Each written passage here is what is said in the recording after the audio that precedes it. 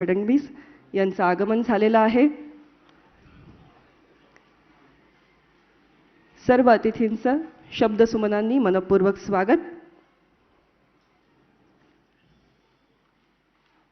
इस राजभवन के लिए आज का दिन बहुत ही भाग्यशाली है, गौरवशाली है। आज राजभवन के जलभूषण इस राज्यपाल महोदय के निवास स्थान का तथा क्रांति गाथा इस बंकर म्यूजियम का संग्रहालय का उद्घाटन यहाँ पर भारत के माननीय प्रधानमंत्री श्री नरेंद्र मोदी जी के करकमलों से संपन्न हुआ है और यहाँ पर उनके आगमन के लिए उनका बहुत बहुत स्वागत मैं शब्द सुमनों से करती हूँ।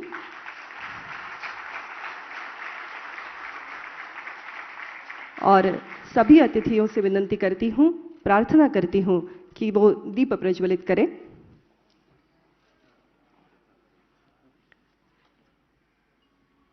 देशाचे आदरणीय पंतप्रधान महोदय, महाराष्ट्र राज्याचे सन्माननीय राज्यपालजी महोदय, त्याचबरोबर महाराष्ट्र राज्याचे मुख्यमंत्री, माननीय उपमुख्यमंत्री, सर्व मान्यवरांना विनंती आहे की आपण दीप प्रज्वलन सोहळ्यात सहभागी व्हावं।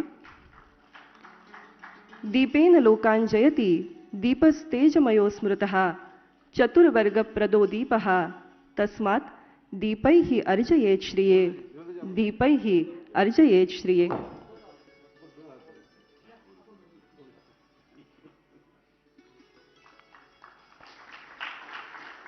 धन्यवाद।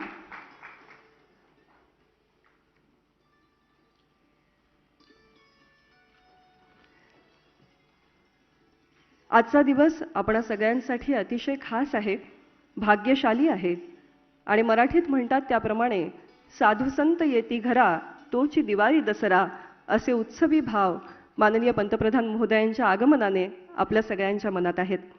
मैं सम्माननीय राज्यपाल महोदय जी को भारतवर्ष के प्रधानमंत्री आदरणीय श्री नरेंद्र मोदी जी का स्वागत करने की प्रार्थना करती हूँ।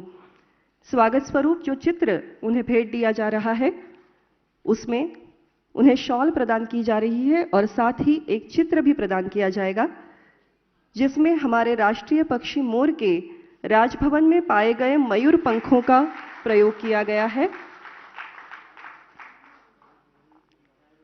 ये बहुत ही खूबसूरत मयूर पंख से सजी ये तस्वीर युवा कलाकार प्राची आंगड़े ने बनाई है।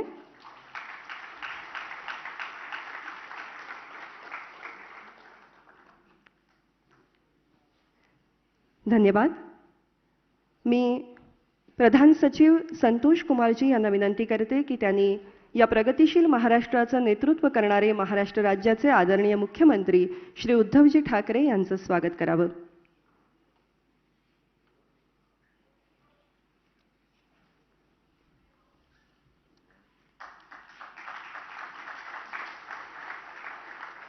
यानंतर मी विशेष सचिव श्री राकेश नैथानी यांना विनंती करते की त्यांनी महाराष्ट्र राज्याचे उपमुख्यमंत्री श्री अजित पवार यांचं स्वागत करावं।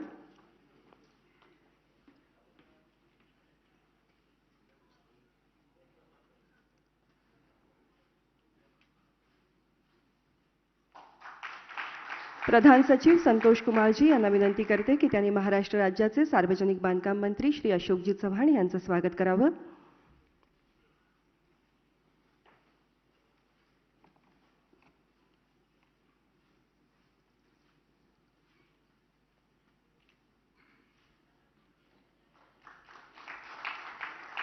विशेष सचिव श्री राकेश नैथानी यांना विनंती करते की त्यांनी विरोधी पक्षनेते माननीय श्री देवेंद्रजी फडणवीस यांचं स्वागत करावं।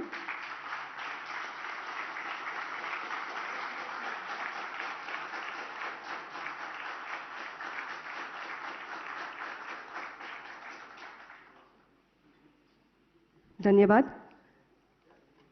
स्वतंत्रता का अमृत महोत्सव मनाया जा रहा है। इस अवसर पर यह हमारा कर्तव्य है कि हम उन सभी को याद करें जिन्होंने स्वतंत्रता के लिए प्रदीर्घ संघर्ष में योगदान दिया, जिसमें सशस्त्र क्रांतिकारी अग्रिम हैं। क्रांतिकारी कैसे होते हैं? मनस्वी म्रियते कामम कार्पण्यम न तु गच्छति अपि निर्वाण मायाति नानलो याति शीतताम। देशभक्त गुलामी के अपमान को सहन करने की अपेक्षा मृत्यु स्वीकार करता है, वो खुद मिट जाता है लेकिन क्रांति की ज्वाला को बुझने नहीं देता. अशाच भावनेने ज्यांनी देशासाठी प्राणांची आहुती दिली त्या राष्ट्रवीरांची क्रांतिगाथा मांडणाऱ्या आज ज्याचं उद्घाटन झालं आहे त्या क्रांतिगाथा दालनाची एक झलक आपण पाहणार आहोत पुढील ध्वनिचित्रफितीतून. एव्ही प्लीज.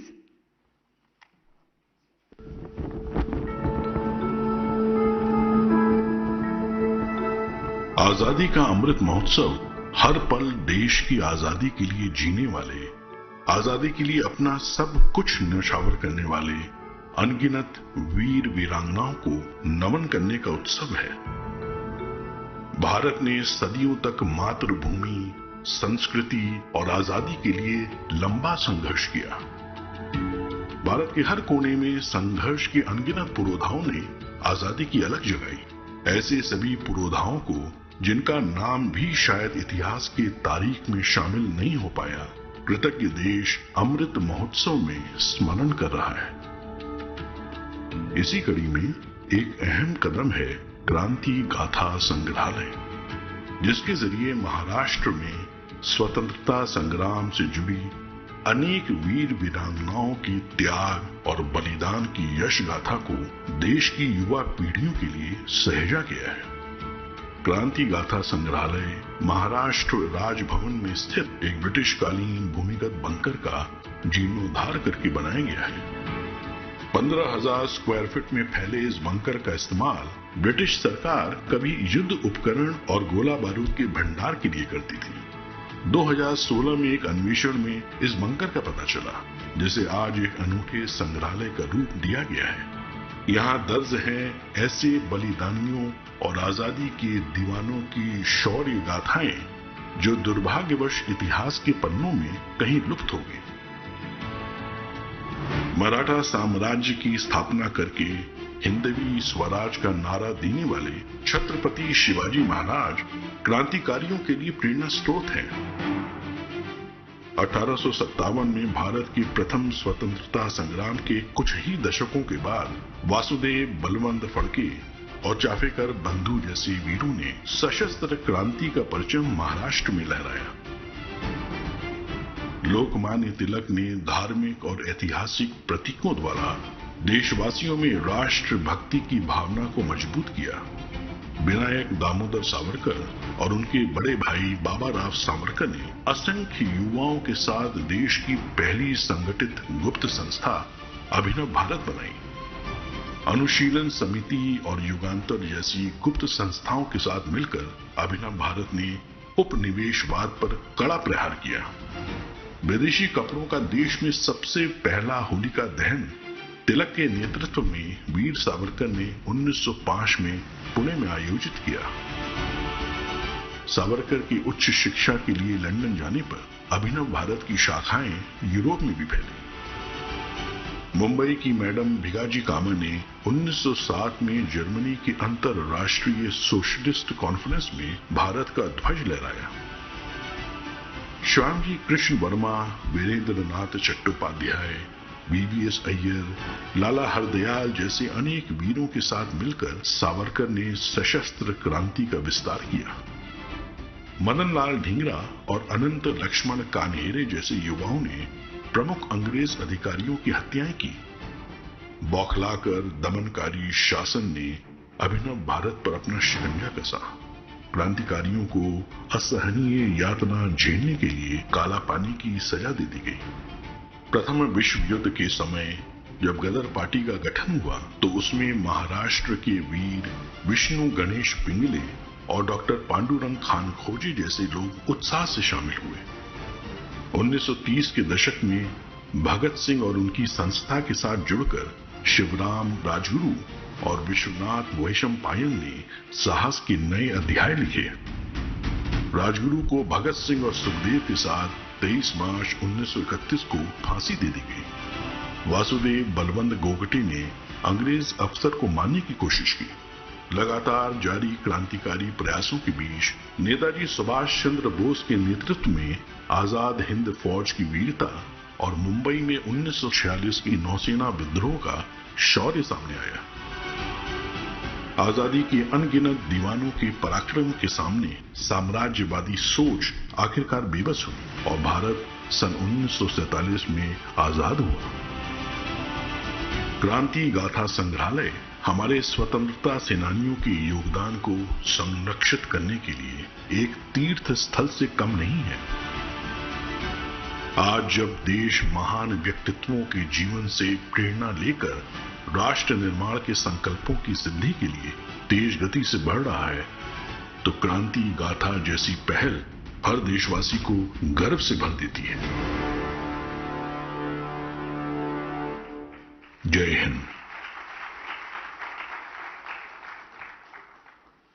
क्रांती गाथा हे संग्रहालय नक्कीच मुंबईच्या वैभवामध्ये भर घालणारं असं या महाराष्ट्र राज्याचं नेतृत्व करणारे माननीय मुख्यमंत्री महोदय श्री उद्धवजी ठाकरे यांची कॅमेरावर असलेली हुकूमत सुद्धा आपल्याला ठाऊक आहे। त्यांनी महाराष्ट्राचं आणि मुंबईचं विहंगम दर्शन आपल्याला घडवलेलं आहे आणि आज त्यांच्या कलाकार नजरेतून या दोन्ही वास्तूंकडे ते कसं पाहतात हे जाणून घेणं नक्कीच उद्बोधक असेल। यानंतर मी महाराष्ट्र राज्याचे माननीय मुख्यमंत्री श्री उद्धवजी ठाकरे यांना विनंती करते की त्यांनी सभेला संबोधित करावं।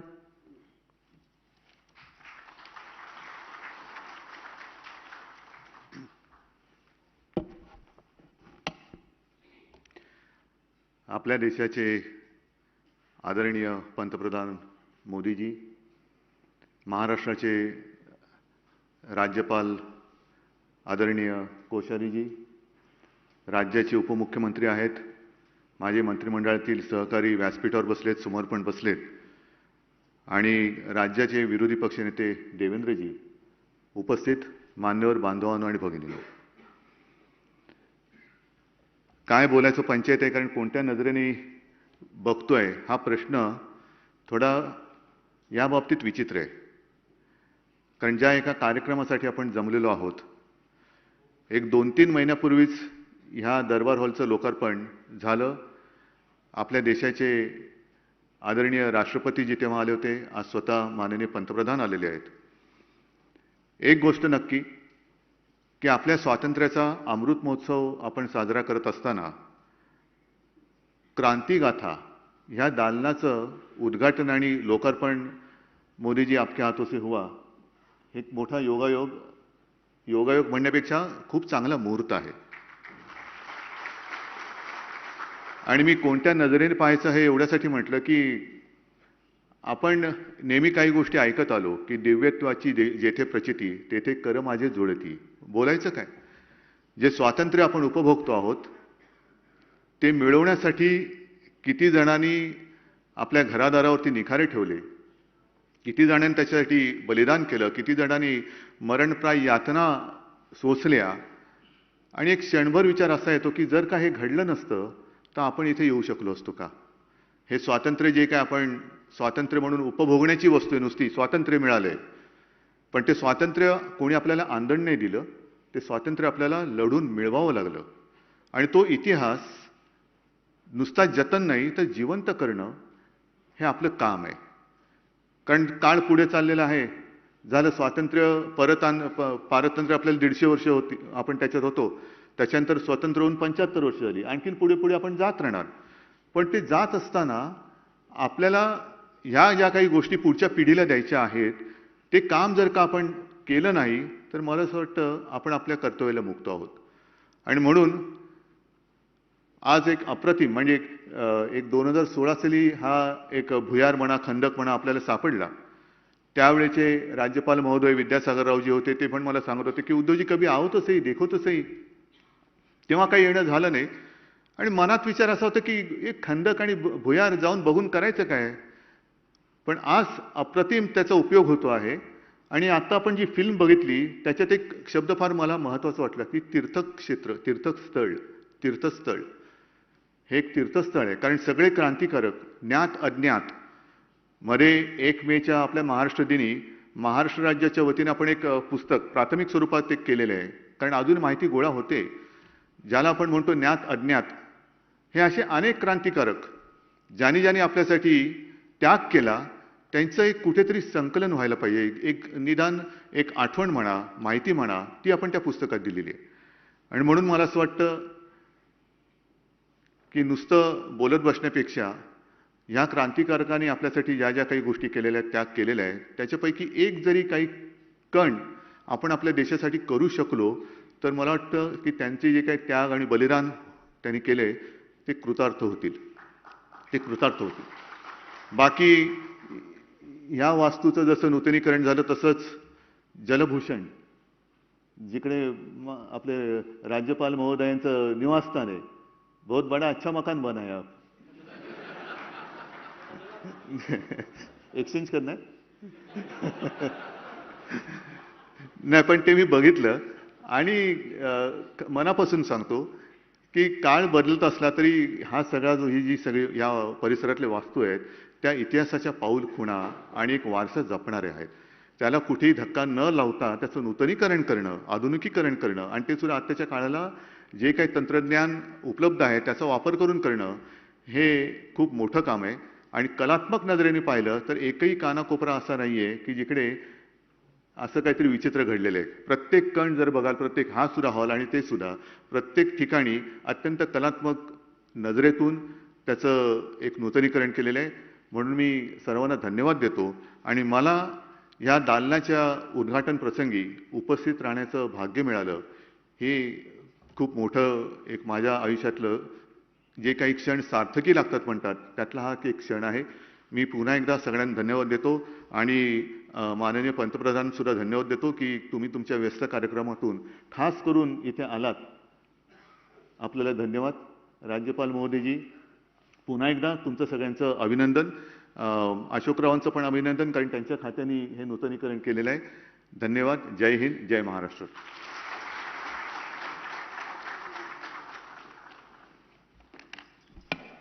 धन्यवाद. क्रांतिगाथा आधुनिक तीर्थक्षेत्र असा उल्लेख माननीय मुख्यमंत्री महोदयांनी केला. हे तीर्थक्षेत्र ज्यांच्या कार्यकाळामध्ये संपन्न झालं असे महाराष्ट्र राज्याचे माननीय राज्यपाल महोदय श्री भगतसिंहजी कोश्यारी. भारतीय इतिहास संस्कृति इनसे उनका व्यासंगी अभ्यास हम सभी सर्वविदित है और स्वयं शिक्षक होने के नाते ज्ञान की शक्ति को, प्रबोधन की शक्ति को वो जानते हैं और इसीलिए इस क्रांति गाथा का निर्माण उनकी प्रोत्साहना पर हुआ है. मैं आदरणीय राज्यपाल महोदय जी से विनती करती हूँ कि वो सभा को संबोधित करें.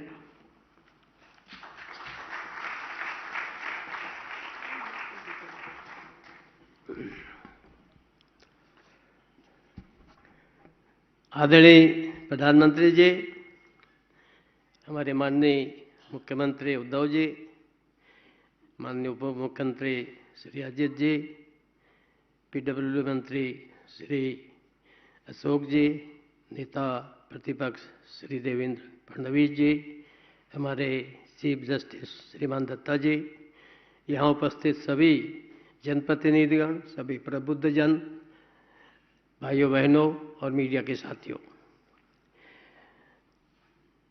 आज़ादी के अमृत महोत्सव पर सिंधु सागर और बाण गंगा के तट पर अवस्थित इस राजभवन में आज जलभूषण और ऐतिहासिक बंकर में महाराष्ट्र के क्रांतिवीरों को समर्पित क्रांति गाथा के लोकार्पण के अवसर पर आप सबका मैं अभिनंदन करता हूं, स्वागत करता हूं. आदरणीय प्रधानमंत्री जी, इस छोटे से कार्यक्रम के लिए लोग मुझे कह भी रहे थे कि प्रधानमंत्री जी आएंगे भी क्या. आपने सहमति दी. ये आपका अपने सहयोगियों के प्रति स्नेह और उन पर विश्वास का परिणाम है. मैं आपको इसके लिए बहुत बहुत आभार प्रकट करता हूं. मैं इस काम में हमारे मुख्यमंत्री जी, विशेष करके हमारे उप मुख्यमंत्री जी और लोक निर्माण मंत्री जी, जिन्होंने समय समय पर बड़ा सक्रिय रूप से सहयोग दिया, इसके कारण से इस समय पर संपन्न हुआ, मैं उनका भी आभार प्रकट करता हूं. मैं अपने अधिकारी विशेष करके मनोज सोनिक, जो यहाँ के एसीएस हैं, जब उन्होंने देखा कुछ देर हो रही है, प्रधानमंत्री आने वाले हैं, तो जाने कहाँ से फौज इकट्ठा करके कर्मचारी अधिकारी ऐसे सारे लोगों को इकट्ठा करके समय पर पूरा करने में बड़ा सहयोग दिया। उनको और उनके सभी सहयोगी अधिकारियों, इंजीनियरों को भी मैं धन्यवाद देता हूँ। मैं विशेष करके अपने जो मजदूर हैं, आप जानते हैं कि हमारे प्रधानमंत्री जी का एक प्रमुख प्रार्थना है। अब अक्सर पहले अपने भाषण में वो बोलते थे, वैष्णव जन तो तेने कहिए जो पीर पराई जाने रे। तो ऐसे जो आज भी जो पीड़ा सहन कर रहे हैं, लेकिन अपना खून पसीना बहा करके रात दिन लग करके 24 घंटा काम करके इस काम को पूरा किया, ऐसे मैं अपने श्रमिकों और मजदूर भाइयों को भी अभिनंदन करता हूं, उनके प्रति भी आभार प्रकट करता हूं। मैं इस क्रांति गाथा के लिए, अभिनव प्रयोग के लिए प्रसिद्ध इतिहासकार भाई विक्रम संपत को, ये उनकी संकल्पना थी और उस संकल्पना को पूरा करने के लिए मेरे सहयोगी, मेरे ओएसडी नैथानी ने जन सहयोग से, बाह्य सहायता से इतना बड़ा कार्यक्रम, इतना बड़ा प्रोजेक्ट किया। मैं उनका भी आभार और अभिनंदन करता हूँ। मैं इस प्राचीन मंदिर को एक अच्छा स्वरूप देने के लिए भी विशेष करके जन सहयोग से, बाह्य सहायता से हमारे नैथानी ने प्रयोग किया, उसके लिए भी उन्हें धन्यवाद है। अभी हम सब लोग शीघ्र ही यहाँ पर जन सहयोग से 500 किलोवाट की solar water power green hydrogen ये नया प्रयोग कर रहे हैं। मुझे लगता है कि प्रधानमंत्री जी के आशीर्वाद से वो भी सफल होगा। राजभवन में प्रतिदिन 100 से भी अधिक आगंतुक आते हैं। यहाँ पर देश विदेश से, विदेशों के भी राज्याध्यक्ष, प्रधानमंत्री और एम्बेसडर और कंसल जनरल तो अक्सर लगभग हर हफ्ते ही आते रहते हैं और उन लोगों को उत्सुकता रहती है देखने की राजभवन को, इसके माध्यम से प्रदेश को जानने की उनकी उत्सुकता रहती है। और ऐसे में उनके लिए जहाँ ये हमारा क्रांति गाथा गैलरी प्रेरणादायी होगी, वहीं यहाँ पर पहले मोर पलते थे। एक दिन मेरे पीआरओ ने कहा, सर यहाँ मोर थे, यहाँ कुत्ते आते हैं, बिल्ली आते हैं, सब खा गए। तो मुझे बड़ा कष्ट हुआ। तो मैंने यहाँ के चहल साहब हैं यहाँ, मैंने कहा कि भाई ये सब आखिर मोरों ने क्या कसूर क्या खाई जा रहे हैं, इनको ख़त्म कर रहे हैं। और उन्होंने यहाँ से कुत्ते बिल्लियों को अच्छी जगह पर आदित्य जी पहुँचा करके, और अब मोर है, बहुत लोग आते हैं, आनंद लेते हैं। और एक प्रकार से मेरी कोशिश है कि ये राजभवन केवल राजभवन न रहे, ये लोक भवन रहे, यहाँ जनता आए, मेरी कोशिश है।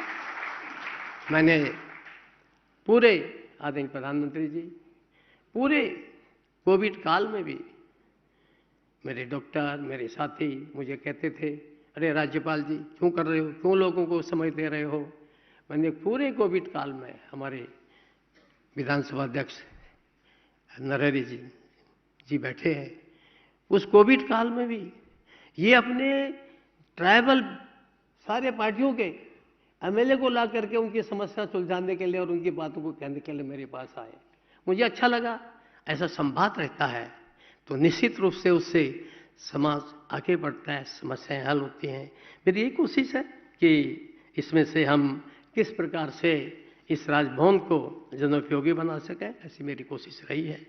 मैं कोई बहुत काम के बारे में प्रधानमंत्री जी बोलूँगा नहीं, लेकिन यह कि एक विश्वविद्यालयों के चांसलर के नाते मैंने जब शुरू में कार्यक्रम अटेंड किए, कन्वोकेशन अटेंड किए, तो जहाँ देखा वहाँ इंग्लिश में संचालन हो रहा है, वहाँ महाराष्ट्र के राज्य वो है बिजी है, मराठी भाषी हैं, अंग्रेजी में बोल रहे हैं। तो मैंने उनसे कहा, भाई मैं मराठी समझता हूँ, थोड़ा बोलने का अभ्यास नहीं है, आप सब मराठी में संचालन करो और भाषण भी मराठी में दो। सौभाग्य से पता नहीं हमारे मुख्यमंत्री जी को कैसा लगेगा, पर प्रयास मैंने किया है। कोशिश की है कि विश्वविद्यालय में कुछ नए से नए प्रयोग हों। अपने फ्रांसीसी कंपनी डेसॉल के सहयोग से एमयू करके नागपुर विश्वविद्यालय में हमारे सैनिक यंत्रों के निर्माण की शिक्षा दी जा रही है, उसके लिए डिग्री और डिप्लोमा दिए जाएंगे, बच्चों को रोजगार मिलेगा। मुंबई के विश्वविद्यालय में गोवा के विश्वविद्यालय के साथ मिलकर के समुद्री विज्ञान की पढ़ाई शुरू की गई है और NEP 2020 के हिसाब से अनुसार हमारे अनेक विश्वविद्यालयों ने यूरोप और अमेरिका के विश्वविद्यालयों के साथ MOU किया है। अब उनके बच्चे यहाँ पढ़ेंगे, हमारे बच्चे वहाँ पढ़ेंगे, आधी पढ़ाई यहाँ, आधी पढ़ाई वहाँ, और वो डिग्री एक दूसरे के देश में दी जाएगी। इस प्रकार का प्रयास मेरी ओर से, हमारे सारे मित्रों की ओर से, मेरी ओर से क्या, हमारे जो साथ के लोग हैं उनकी ओर से किया जा रहा है। राज्यपाल महाराष्ट्र को जनजाति के विकास के लिए संविधान के अनुसार बहुत से प्रावधान किए गए हैं। उसको आप साधारण भाषा में राइट्स, अधिकार बोल सकते हैं, पर मैं कहता हूँ कुछ कर्तव्यों का प्रावधान किया गया है। मैंने कोशिश की है कि उन प्रावधानों के उपयोग किया जाए। उनके उपयोग से पिछले 1 वर्ष के अंदर, 1-1.5 वर्ष के अंदर 23,000 लोगों को मकान मिले। उनके मकान जो है वह रेगुलर किए गए, रेगुलराइजेशन किया गया। पहले उनके जो फॉरेस्ट संबंधी मामले होते थे, DM ही उनको सुनता था, वही उसका रिव्यू अधिकारी होता था। मैंने अब उसका रिव्यू अधिकारी डिविजनल कमिश्नर को कर दिया है। उससे काफ़ी लोगों को लाभ हो रहा है और मैं उसका मॉनिटरिंग भी करता हूँ, और बीच में नहीं भी करता हूँ तो नरेश जी मेरे कान पकड़ते हैं, तो इसलिए कोशिश करता हूँ कि उनको उसका लाभ मिले।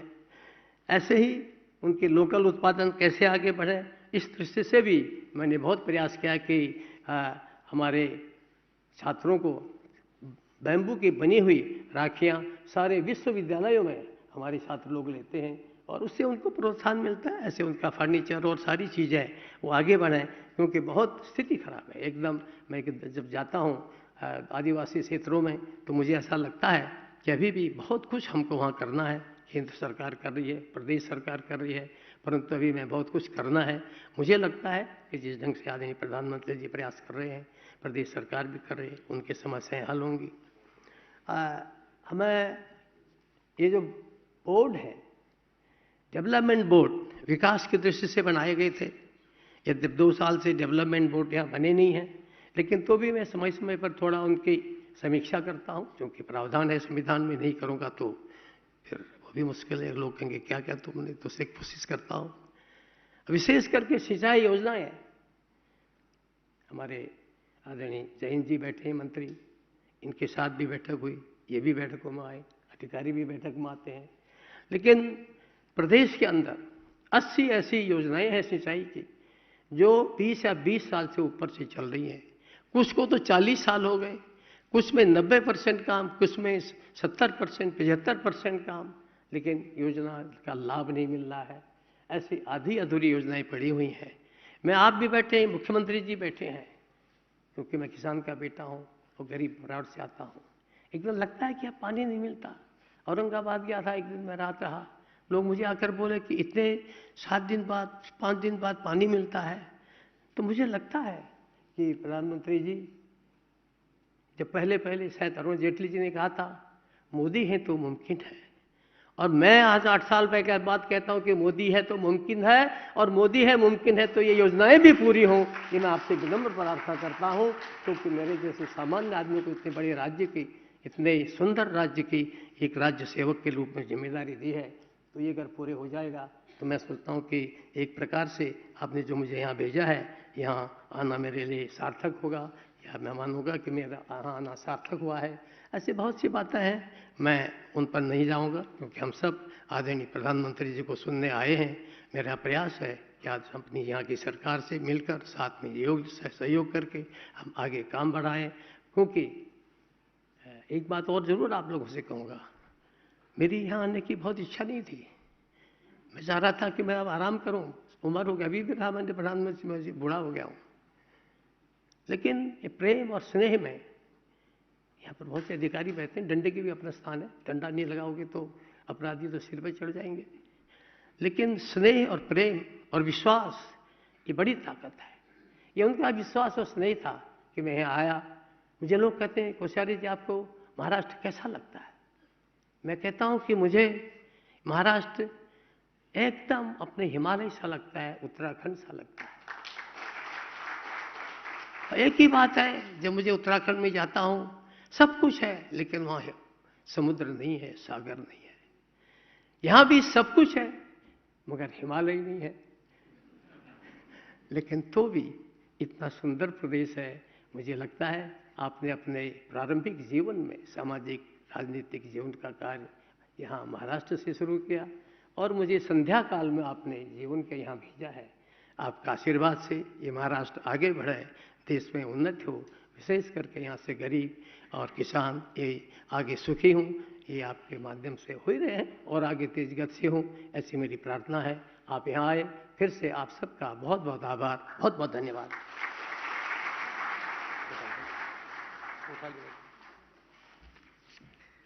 माननीय राज्यपाल महोदय जी का बहुत बहुत धन्यवाद। एक जुनं संस्कृत वचन आहे, शस्त्रेण रक्षिते राष्ट्रे शास्त्र प्रचर्चा प्रवर्तते। जब देश राष्ट्र शस्त्र संपन्न होता है तभी वहां पर शास्त्रों का विकास हो सकता है, और जिनके वक्तृत्व में और नेतृत्व में इसी विचार की आभा हमें दिखाई देती है, ऐसे हैं हमारे भारत के प्रधानमंत्री माननीय श्री नरेंद्र जी मोदी।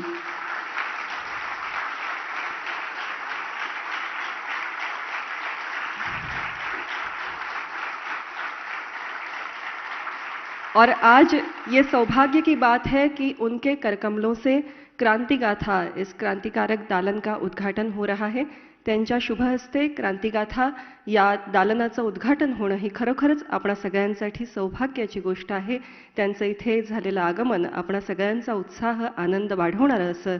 यानंतर मी भारत देशाचे माननीय प्रधानमंत्री पंतप्रधान श्री नरेंद्रजी मोदी यांना विनंती करते की त्यांनी सर्वांना मार्गदर्शन करावं।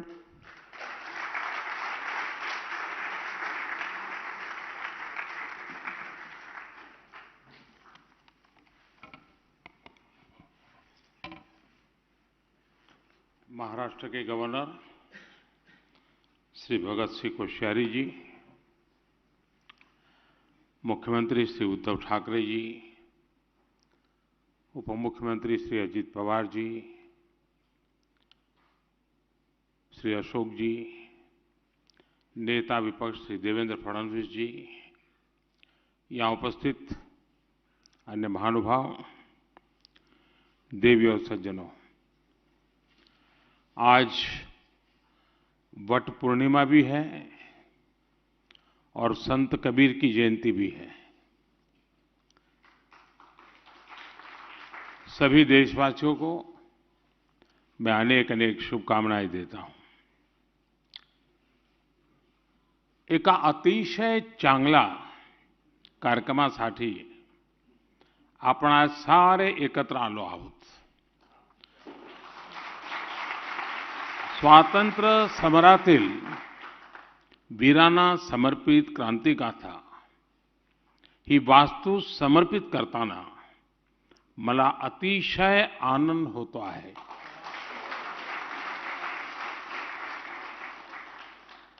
साथियों, महाराष्ट्र के राजभवन बीते दशकों में अनेक लोकतांत्रिक घटनाओं का साक्षी रहा है। ये उन संकल्पों का भी गवाह रहा है जो संविधान और राष्ट्र के हित में यहां शपथ के रूप में लिए गए।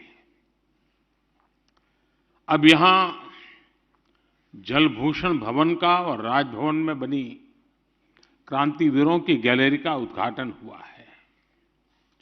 मुझे राज्यपाल जी के आवास और कार्यालय के द्वार पूजन में हिस्सा लेने का अवसर मिला। ये नया भवन महाराष्ट्र की समस्त जनता के लिए, महाराष्ट्र के गवर्नेंस के लिए नई ऊर्जा देने वाला हो। और जैसा गवर्नर साहब ने कहा कि राजभवन नहीं लोक भवन है, वो सच्चे अर्थ में जनता जनार्दन के लिए एक आशा की किरण बनकर उभरेगा, ऐसा मेरा पूरा विश्वास है। और इस महत्वपूर्ण अवसर के लिए यहां के सभी बंधु बधाई के पात्र हैं। क्रांति गाथा से निर्माण से जुड़े इतिहासकार विक्रम संपत जी और दूसरे सभी साथियों को भी मैं अभिनंदन करता हूं। साथियों, मैं राजभवन में पहले भी अनेक बार आ चुका हूं। यहां कई बार रुकना भी हुआ है। मुझे खुशी है कि आपने इस भवन के इतने पुराने इतिहास को, इसके शिल्प को संजोते हुए आधुनिकता का एक स्वरूप अपनाया है। इसमें महाराष्ट्र की महान परंपरा के अनुरूप शौर्य, आस्था, आध्यात्म और स्वतंत्रता आंदोलन में स्थान की भूमिका को भी दर्शन होते हैं। यहां से वो जगह ज्यादा दूर नहीं है जहां से पूज्य बापू ने भारत छोड़ो आंदोलन की शुरुआत की थी। इस भवन ने आजादी के समय गुलामी के प्रतीक को उतरने और तिरंगों को शान से फहराते हुए देखा है। अब जो ये नया निर्माण हुआ है, आजादी के हमारे क्रांतिकारी को जो यहां स्थान मिला है, उससे राष्ट्रभक्ति के मूल्य और सशक्त होंगे। साथियों, आज का ये आयोजन इसलिए भी महत्वपूर्ण है क्योंकि देश अपनी आजादी के 75 वर्ष आजादी का अमृत महोत्सव मना रहा है। ये वो समय है जब देश की आजादी, देश के उत्थान में योगदान देने वाले हर वीर वीरांगना, हर सेनानी, हर महान व्यक्तित्व, उनको याद करने का ये वक्त है। महाराष्ट्र ने तो अनेक क्षेत्रों में देश को प्रेरित किया है। अगर हम सामाजिक क्रांतियों की बात करें तो जगत गुरु श्री संत तुकाराम महाराज से लेकर बाबा साहब आम्बेडकर तक समाज सुधारकों की एक बहुत समृद्ध विरासत है। यहां आने से पहले मैं देहू में था, जहां संत तुकाराम शिला मंदिर के लोकार्पण का सौभाग्य मुझे मिला। महाराष्ट्र में संत ज्ञानेश्वर, संत नामदेव, समर्थ रामदास, संत चोखा मेला जैसे संतों ने देश को ऊर्जा दी है। अगर स्वराज की बात करें तो छत्रपति शिवाजी महाराज और छत्रपति संभाजी महाराज का जीवन आज भी हर भारतीय में राष्ट्रभक्ति की भावना को और प्रबल कर देता है। जब आजादी की बात आती है तो महाराष्ट्र ने तो ऐसे अनगिनत वीर सेनानी दिए जिन्होंने अपना सब कुछ आजादी के यज्ञ में आहुत कर दिया। आज दरबार हॉल से मुझे समंदर का विस्तार दिख रहा है तो हमें स्वतंत्र वीर विनायक दामोदर सावरकर जी की वीरता का स्मरण आता है। उन्होंने कैसे हर यातना को आजादी की चेतना में बदला, वो हर पीढ़ी को प्रेरित करने वाला है। साथियों, जब हम भारत की आजादी की बात करते हैं तो जाने अनजाने उस कुछ घटनाओं तक सीमित कर देते हैं, जबकि भारत की आजादी में अनगिनत लोगों के तप और उनकी तपस्या शामिल रही है। स्थानीय स्तर पर हुई अनेक घटनाओं का सामूहिक प्रभाव राष्ट्रीय था। साधन अलग थे लेकिन संकल्प एक था। लोकमान्य तिलक ने अपने साधनों से, तो उन्हीं की प्रेरणा पाने वाले चापेकर बंधुओं ने अपने तरीके से आजादी की राह को प्रशस्त किया। वासुदेव बलवंत फड़के ने आप अपनी नौकरी छोड़कर सशस्त्र क्रांति का रास्ता अपनाया, तो वहीं मैडम भीखाजी कामा ने संपूर्णता भरे अपने जीवन का त्याग कर आजादी की अलग जगाई। हमारे आज के तिरंगे की प्रेरणा का जो स्रोत है, उस झंडे की प्रेरणा मैडम कामा और श्यामजी कृष्ण वर्मा जैसे सेनानी थे। सामाजिक, पारिवारिक, वैचारिक भूमिकाएं चाहे कोई भी रही हो, आंदोलन का स्थान चाहे देश विदेश में कहीं भी रहा हो, लक्ष्य एक था, भारत की संपूर्ण आजादी। साथियों, आजादी का जो हमारा आंदोलन था उसका स्वरूप लोकल भी था और ग्लोबल भी था। जैसे गदर पार्टी दिल से राष्ट्रीय भी थी लेकिन स्केल में ग्लोबल थी। श्यामजी कृष्ण वर्मा का इंडिया हाउस लंदन में भारतीयों का जमावड़ा का, लेकिन मिशन भारत की आजादी का था। नेताजी के नेतृत्व में आजाद हिंद सरकार भारतीय हितों के लिए समर्पित थी, लेकिन उसका दायरा ग्लोबल था। यही कारण है कि भारत के स्वतंत्र आंदोलन ने दुनिया के अनेक देशों को आजादी के आंदोलन को प्रेरित किया। लोकल से ग्लोबल की यही भावना हमारे आत्मनिर्भर भारत अभियान की भी ताकत है। भारत के लोकल को आत्मनिर्भर अभियान से राष्ट्रीय और अंतर्राष्ट्रीय स्तर की पहचान दी जा रही है। मुझे विश्वास है क्रांतिवीरों की गैलरी से यहां आने वालों को राष्ट्रीय संकल्पों को सिद्ध करने की नई प्रेरणा मिलेगी। देश के लिए कुछ कर गुजरने की भावना बढ़ेगी। साथियों, बीते 7 दशकों में महाराष्ट्र ने राष्ट्र के विकास में हमेशा से महत्वपूर्ण भूमिका निभाई है। मुंबई तो सपनों का शहर है ही है। महाराष्ट्र के ऐसे अनेक शहर हैं जो 21वीं सदी में देश के ग्रोथ सेंटर होने वाले हैं। इसी सोच के साथ एक तरफ मुंबई के इंफ्रास्ट्रक्चर को आधुनिक बनाया जा रहा है, तो साथ ही बाकी शहरों में भी आधुनिक सुविधाएं बढ़ाई जा रही हैं।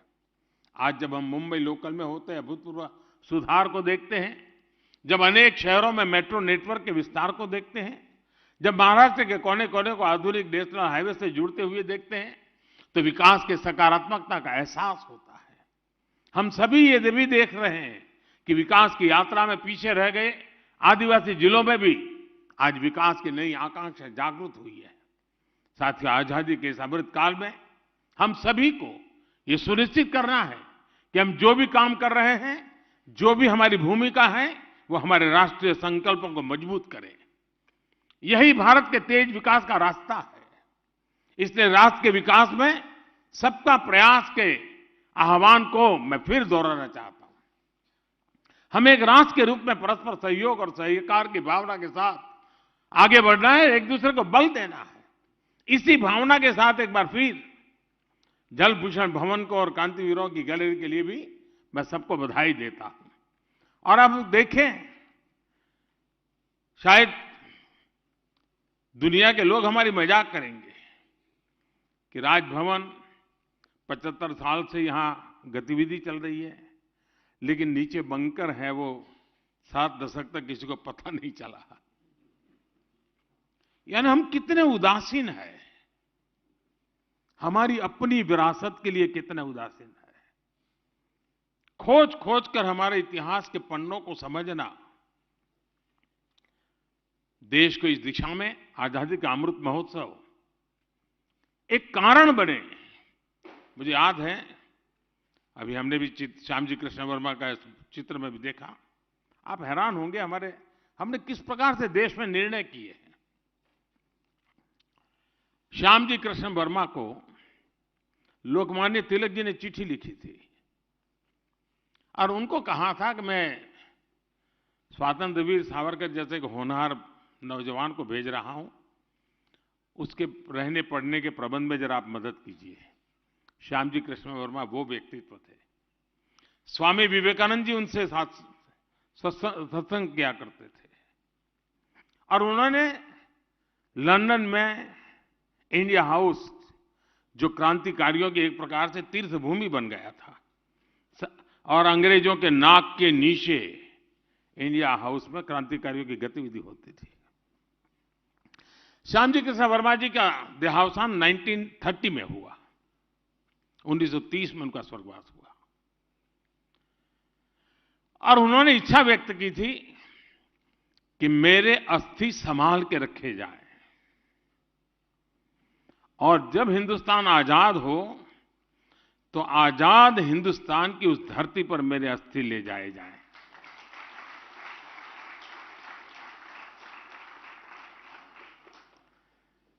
उन्नीस 1930 की घटना 100 साल होने को आए हैं, सुनकर के आपके भी रोंगटे खड़े हो रहे हैं। लेकिन मेरे देश का दुर्भाग्य देखिए, 1930 में देश के लिए मर मिटने वाले व्यक्ति, जिसकी एकमात्र इच्छा थी कि आजाद भारत की धरती पर मेरे अस्थि जाएं ताकि आजादी का जो मेरा सपना है, मैं नहीं, मेरे अस्थि अनुभव कर ले, और कोई अपेक्षा नहीं थी। 15 अगस्त 1947 के दूसरे दिन ये काम होना चाहिए था कि नहीं होना चाहिए था? नहीं हुआ। और शायद ईश्वर के ही कोई संकेत होगा। 2003 में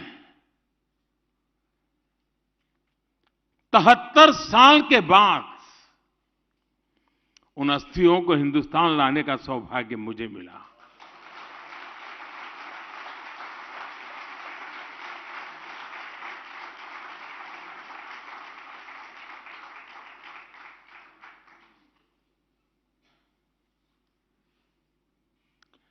भारत मां के एक लाल के अस्थि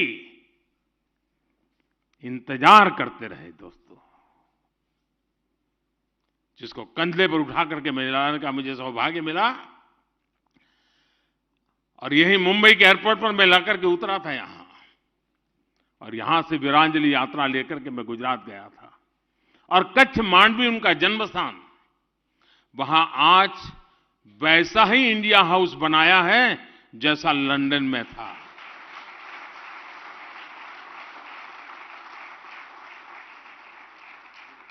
और हजारों की तादाद में स्टूडेंट्स वहां जाते हैं, क्रांतिवीरों की इस गाथा को अनुभव करते हैं। मुझे विश्वास है कि आज जो बंकर किसी को पता तक नहीं था, जिस बंकर के अंदर वो सामान रखा गया था जो कभी हिंदुस्तान के क्रांतिकारियों की जान लेने के लिए काम आने वाला था, उसी बंकर में आज मेरे क्रांतिकारियों का नाम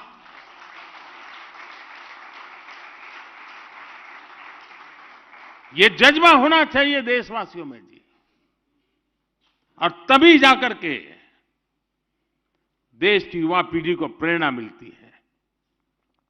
और इसलिए राजभवन का ये प्रयास बहुत ही अभिनंदनीय है। मैं खास करके शिक्षा विभाग के लोगों से आग्रह करूंगा कि हमारे स्टूडेंट्स को हम वहां तो ले जाते हैं, साल में एक बार टूर, 2 बार टूर करेंगे तो कोई बड़े बड़े पिकनिक प्लेस पर ले जाएंगे। थोड़ी आदत बना दें, कभी अंडमान निकोबार जाकर के उस जेल को देखें जहां वीर सावरकर ने अपनी जवानी खपाई थी। कभी इस बंकर में आकर के देखें कि कैसे कैसे वीर पुरुषों ने देश के लिए अपना जीवन खपा दिया था। अनगिनत लोगों ने इस आजादी के लिए जंग किया है। और ये देश ऐसा है, 1200 साल की गुलामी काल में कोई ऐसा दिन नहीं होगा जब हिंदुस्तान के किसी न किसी कोने में आजादी की अलग न जगी हो जी। 1200 साल तक ये दिमाग, ये मिजाज इस देशवासियों का है। हमें उसे जानना है, पहचानना है और उसको जीने का फिर से एक बार प्रयास करना है, और हम कर सकते हैं साथियों। इसलिए आज का ये अवसर मैं अनेक रूप से महत्वपूर्ण मानता हूं। मैं चाहता हूं कि ये क्षेत्र सच अर्थ में देश की युवा पीढ़ी के प्रेरणा का केंद्र बने। मैं इस प्रयास के लिए सबको बधाई देते हुए, आप सबका धन्यवाद करते हुए मेरी वाणी को विराम देता हूं।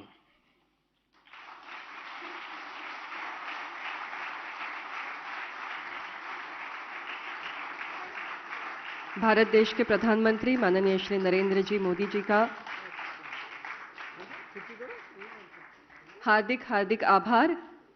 और मैं सभी से विनती करती हूं कि आप कृपया इसी सभागृह में मौजूद रहें। सर्व मान्यवरों से मनपूर्वक आभार।